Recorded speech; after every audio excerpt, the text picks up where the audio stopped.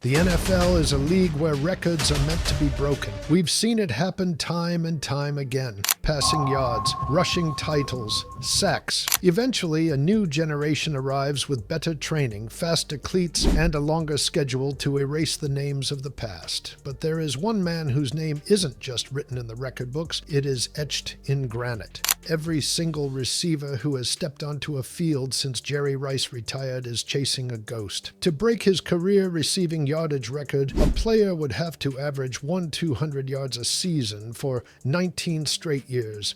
Just let that sink in. To catch his touchdown record, you'd need to find the end zone 10 times a year for 2 full decades. In a world of elite athletes, he was the ultimate anomaly. A man who didn't have the fastest 40-yard dash, didn't come from a powerhouse SEC school, and was told he was too slow for the pro game. A Division I AA kid from a school most people couldn't find on a map. Before getting into the legend story, before he ever wore the red and gold, before he caught a pass from Joe Montana or Steve Young, if you're a fan who grew up watching the legends of the 60s, 70s, and 80s, the era where players were built on grit and leather rather than social media hype, you're in the right place. And if you want to keep these stories alive, feel free to join our community by hitting that subscribe button. To understand the GOAT, how he turned the 49ers into a dynasty and rewrote every metric of greatness, you have to go back to the red clay of Crawford, Mississippi. Jerry Rice wasn't born into football royalty. He was born into a world of hard physical labor. His father, Joe Nathan Rice, was a brick mason. On those hot Mississippi afternoons in the 1970s, Jerry and his brothers were the laborers. Standing on a scaffold, his father would stand on the ground and fire bricks up to Jerry. These weren't soft tosses. These were heavy, jagged clay bricks flying through the air. As Jerry said in his Hall of Fame speech, "In holidays, I would work with my father laying bricks for homes and businesses. We started at 5 a.m. and finished after dark. It was hot, hard work. My brothers and I would be the supply chain for bricks, and many times I would be the last link between the bricks and my father. Sometimes I would balance myself on a scaffolding, 2 stories up, and catch bricks thrown to me from the ground." It wasn't a drill, it was survival. He wasn't catching footballs, he was catching building materials. By the time he was a teenager, his hands were conditioned to never drop anything. The story of how he even started playing football is a classic for anyone who grew up in that era. In 1977 at B.L. Moore High School, Jerry was a sophomore skipping class. He was caught by the principal, Charles Davis. Jerry didn't stand there and take his punishment. He bolted. He ran with a fluid, effortless speed that left the principal in the dust. The next day, Principal Davis didn't give him detention. He sent him to the football coach. He told the coach, "This kid can run. You need to use him."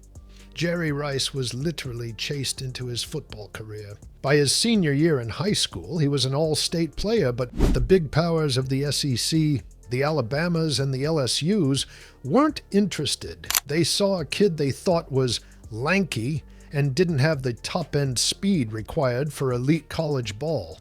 So Jerry went to Itta, Mississippi. He joined Mississippi Valley State, a small Division I AA school coached by a man named Archie Cooley, known as the Gunslinger. Cooley ran an offense that was 20 years ahead of its time. It was called the Satellite Express. They didn't huddle. They used 5 receivers. They threw the ball on every down. It was the perfect laboratory for a legend. From 1981 to 1984, Jerry Rice and quarterback Willie Totten turned the SWAC into a highlight reel. In 1984, Rice's senior year, the numbers were pure fiction. He caught 112 passes for 1,845 yards and 27 touchdowns in a single season. Let those 1984 numbers resonate for a second. Most NFL teams in the mid-'80s weren't throwing for 27 touchdowns as a team, let alone to one player.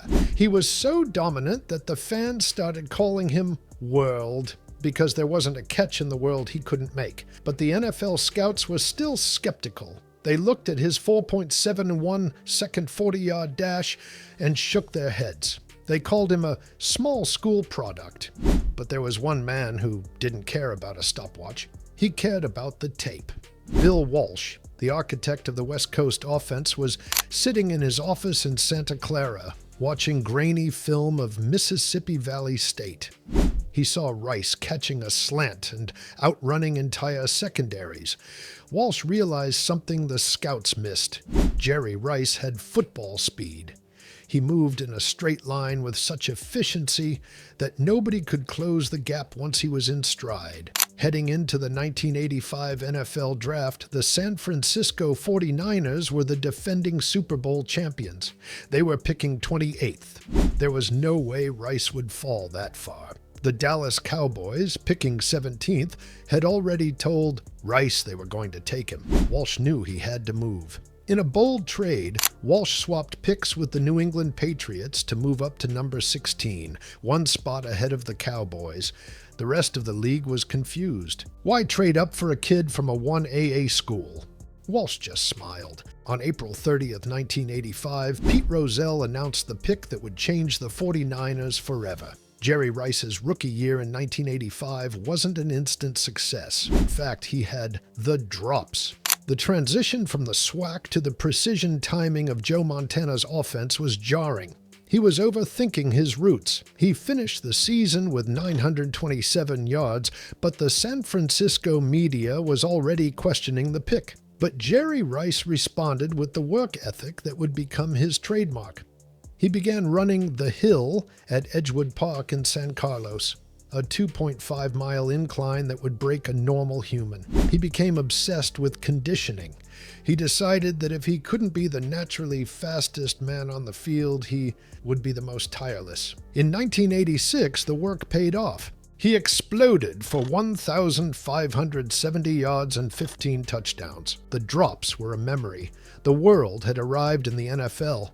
If you were watching in 1987, you saw something that may never be repeated. It was a strike-shortened season. Only 12 games were played by the regular players. In those 12 games, Jerry Rice caught 22 touchdowns. Think about that. He was scoring nearly twice a game. It was a record that stood for 20 years until Randy Moss broke it in 2007, but it took Moss 16 games to do it. Rice's 1987 campaign remains the most efficient scoring season for any receiver in history. He was named the NFL Player of the Year. He wasn't just a receiver anymore, he was a glitch in the system. The 1988 season was a struggle for the 49ers, but they made it to Super Bowl 23 in Miami to face the Cincinnati Bengals. It was a cold, tense night. Jerry Rice was dealing with an ankle injury that would have sidelined most players. But on January 22, 1989, he put on the greatest individual performance in Super Bowl history. He caught 11 passes for 215 yards and a touchdown. Every time the 49ers needed a play on that legendary final drive, Joe Montana looked for number 80. The 49ers won 20-16. Jerry Rice was the Super Bowl MVP. He was 26 years old and he was already the standard. For the fans who remember the start of the 90s, the game against the Atlanta Falcons on October 14, 1990 stands out. Jerry Rice caught 5 touchdown passes in a single game. He was unguardable. Whether it was a deep post, a slant, or a screen, the Falcons' secondary had no answers. It tied the NFL record for receiving touchdowns in a game, a record he still shares today. The hardest thing for a receiver to do is adjust to a new quarterback. Joe Montana was a master of touch and rhythm. But in the early 90s, Steve Young took over. Young was a left-hander with a cannon for an arm and a penchant for scrambling. Critics said Rice would fade without Montana. Instead, he got better. In 1993, he caught 15 touchdowns. In 1994, he caught 13. He and Steve Young developed a telepathic connection that resulted in Rice breaking Jim Brown's all-time touchdown record on a Monday night in 1994. Jerry Rice, just statistically, he has so many more yards, touchdowns, and so. But the reason why the greatness is not just in the statistics. In my whole life, I've not met somebody that's worked harder than Jerry Rice. And so in my mind, you take great talent Most times when someone is supremely talented, they don't work hard because they don't have to. But when you get somebody who can supreme talent and works harder than everybody else, you get Jerry Rice. In Super Bowl 29 against the San Diego Chargers, Rice was 32. He was supposed to be slowing down. Instead, he caught the first touchdown of the game just 1:24 into the first quarter. He finished with 10 catches, 149 yards, and 3 touchdowns, all while playing with a separated shoulder he suffered in the second quarter. The 49ers won 49-26. It was his third ring. Every career has a crossroads. For Rice, it was the 1997 season opener against the Tampa Bay Buccaneers. Warren Sapp tackled Rice on a reverse, and Rice's ACL and MCL snapped. He was 35 years old. In 1997, that was a career-ending injury for a wideout. The media wrote his football obituary, but they didn't know about the hill. Rice attacked his rehab with a fury that terrified his trainers. He returned to the field just 14 weeks later, an impossible timeline. No, I would have to be close to 100%. In his first game back against the Broncos, he caught a touchdown pass but cracked his kneecap on the landing. He was out again. The critics screamed for him to retire, but Jerry Rice didn't play for the critics. He returned in 1998 and put up 1,157 yards. At 36 years old, he proved that his work ethic could defeat biology. In 2001, the 49ers made the heart-wrenching decision to move on to younger talent like Terrell Owens.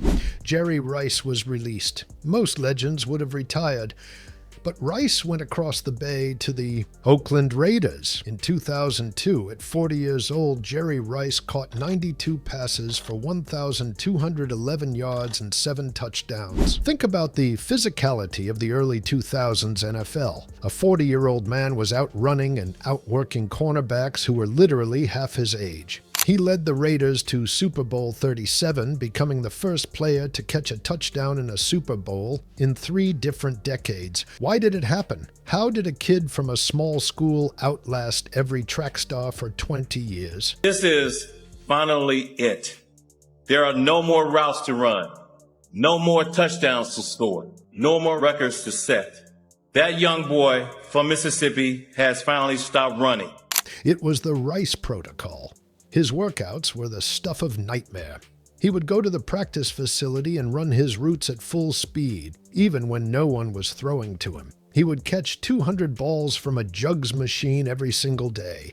Go out the back of the locker room and there's the fields, and I look out and freaking Jerry Rice is out back in the corner.